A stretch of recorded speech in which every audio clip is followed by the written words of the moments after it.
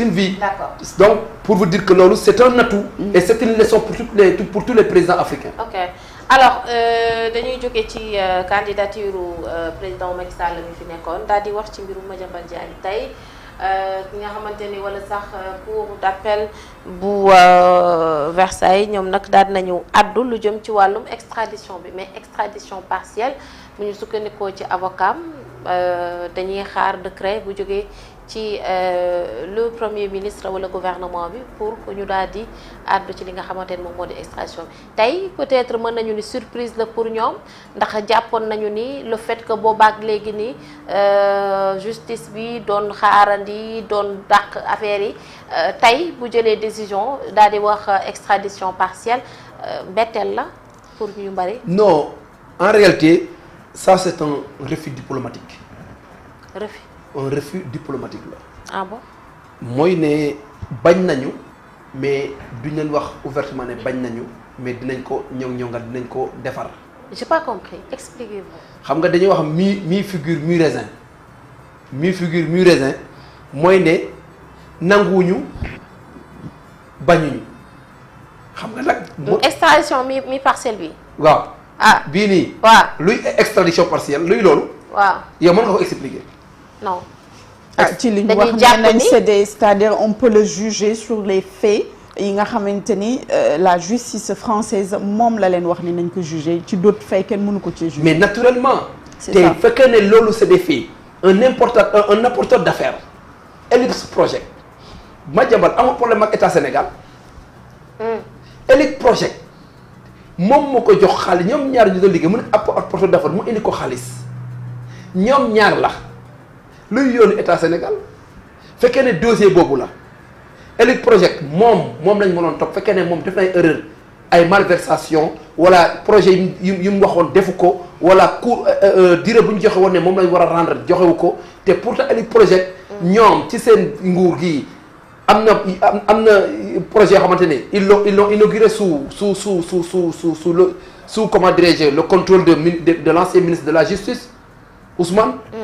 Donc aujourd'hui yaakaar naa ne le problème de Madiambal Diagne la justice française est une justice autonome n'est pas la justice à la type sénégalaise.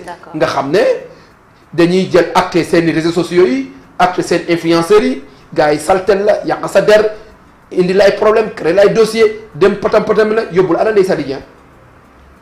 dinañ ci ñëw.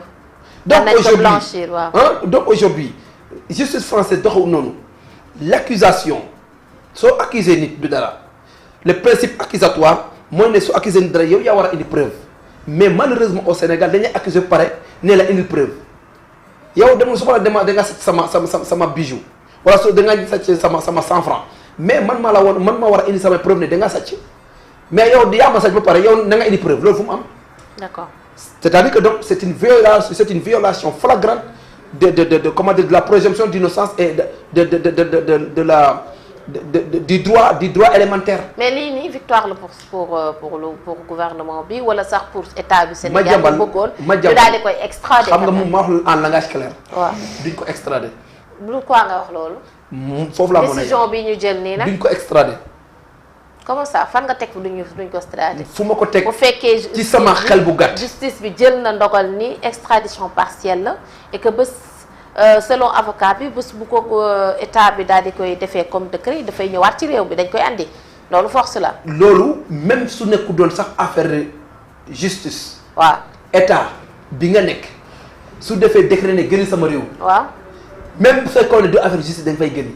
c'est vrai. mais état boobu noonu dañoo respecter droit doomi aadama. te ñoom ay conditions la ñuy tegal état bu mu mën ko saqal. parce que état yi dañoo ratifier ay convention ak ay lois supranationales loi supranationale yoo xam ne day protéger nit ki ay akam ak ay yelleefam. donc fekkee ne yow principe accusatoire bi ak li nga xam ne li nga koy toppee loolu nga soo ko moom nga ko nar a jugé. nga bind ko xaatim ko noir sur blanc moom nga koy jugé. loolu ñoom amuñ problème waaye fekkee ne da ko jugé ci loolu noonu mais duñ la ko jox. et c'est ça le mal. et que ñun xamaguñu Madiambal Diagne duñ koy toppee mais man sama xel bu gàtt jàpp naa ne Madiambal Diagne duñ ko extrader man sama xel bu gàtt laa wax nag ndax dina am ndax du am. buñ ko extradé dina la bett. mais seen si suñ ko extradé lu may bett la. te bu ñu extradé. bu ñëwee et son avocat parle de demi-victoire. Naturellement demi-victoire parce que semi-extradition amul. extradition amul demi amul un demi lu ñu xaaj amu ci dañ lay yëkkati yóbbu la wala ñu toog bàyyi la mais non dañ lay non quand même y a pas de moitié en extradition amul moitié. te avocat yi nee nañ dinañ dugal pourvoi pour ma recours. ils ont le droit te pourvoi boobu mën na def ay mois ay jours ay mois. après procureur addu ci su ci addoo ñoom mën nañ demaat cassation. mais pourvoi bi on nekkuñu les faits yi nga xamante ni moom lañ nekkoon di juger di càmbar duñ ko defaat bu ñu demee pourvoi dañuy saytu juste xool ndax le droit a été effectivement ndax a été correctement nu mu tuddee ndax topp nañ ko correctement droit bi. ndax ak ñoom laajoon nañ état Sénégal nañ indi ay éléments dañ indiwaat ay yeneen éléments pour compléter le dossier. jox nañ leen ko même pas avant même date ba. yaakaar naa jox nañ leen ko. waaw complément de dossier boobu noonu su ñëwee.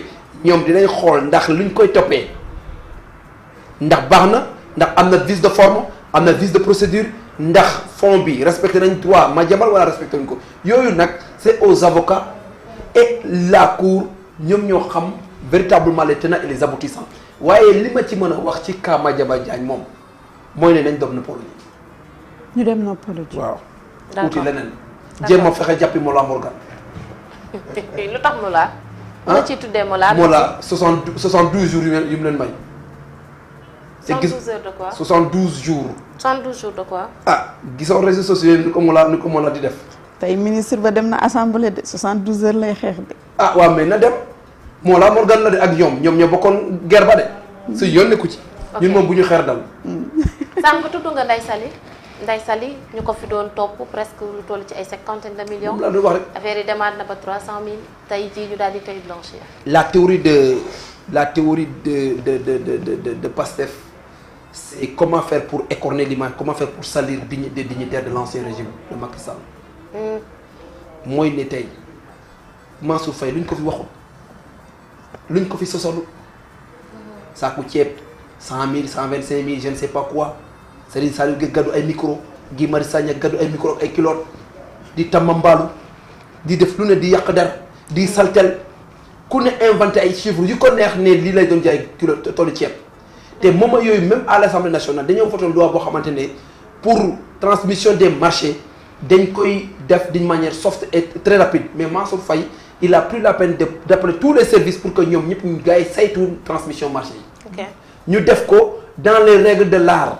et man toujours lu ma doon wax rek ne woon naa leen jusqu'à l'extinction du soleil ñaar dërëm du génn ne Mansour Faye daf ko détenir parce que kooku gor la. c'est le cas avec Ndeye Saly. ma ne c'est le cas avec tout le monde. Farba Ngom nii avec tout le monde. Farba Ngom nii lu ñu waxoon. est-ce que tamit lii nii dafay wane ni rupture am na carrément ci justice bi. ñu bàyyi mu doxal yoon. non rupture mosu am justice bi doxal yoon quand même. justice naka jëkk. position ban bu ma amoon daaw ak daaw jéeg. waaw force restera à la loi. force restera à la loi boobu laa fi nekk ba tey. mais Samba. parce que man damaa gëm ne magistrat bi bu muy jàng sama papa joxu koon xaalis sama waajur bu jigéen joxu koon xaalis seeni parents ñu leen indi au monde ñoom ñoo investi ci seen jàng ba ñoom ñu am ay lijaasa def concours ENA nekk ay magistrat ñooñu noonu doomi aadama mënu leen manipuler man loolu laa gëm. d'accord Samba. donc le droit quel que soit loolu tax mu leen di attaquer à chaque fois ñuy saaga magistrat yi. di leen di attaquer ci Sénégal parce que décision yu magistrat yi di rendre neexu leen mais en réalité mënuñ ci tous. parce que ñooñu ils lisent le code pénal et le code de procédure pénale. mais Samba baal ma le premier ministre bi muy def question d'actualité le 24 février passé quand il dit que moom amul yaakaar ci reddition des comptes lan lay wundu ça signifie que les dossiers sont légers c'est pas solide.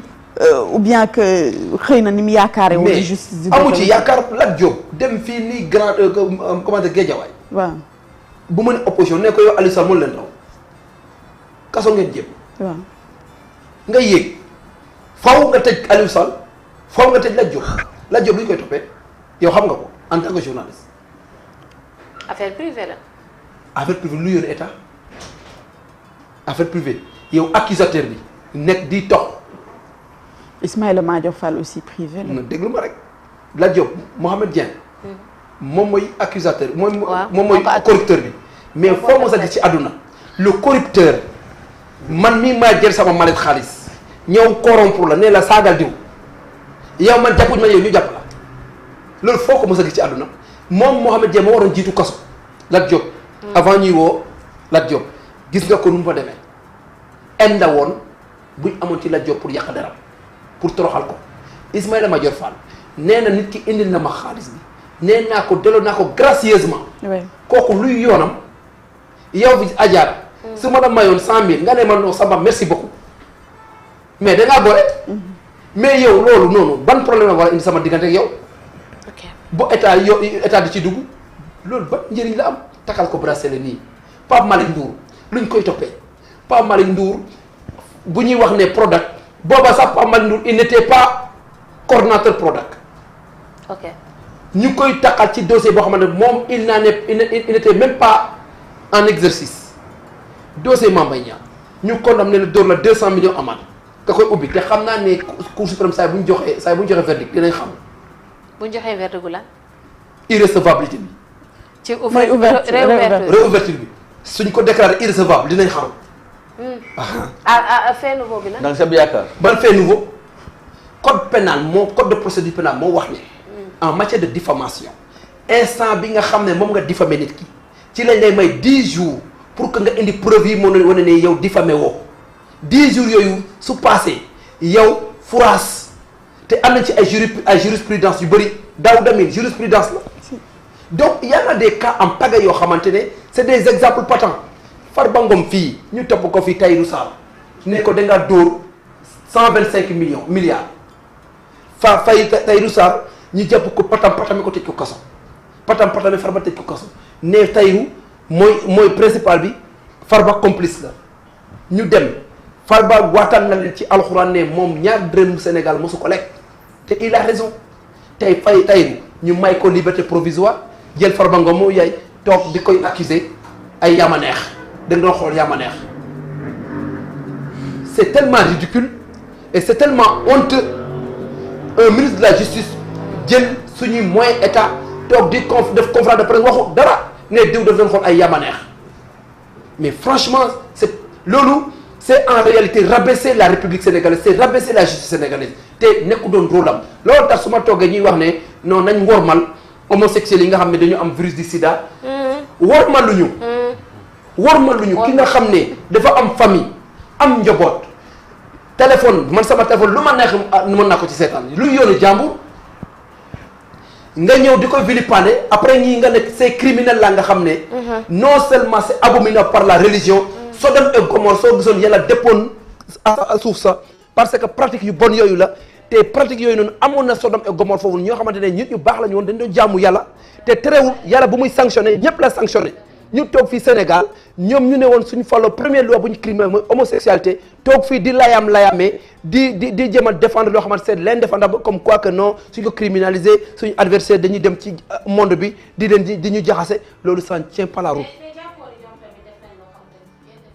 mooy lan maanaam. ñu durcir li nga xamante ne moom moo di loi bi fi nekk nii. soxna si. waaw.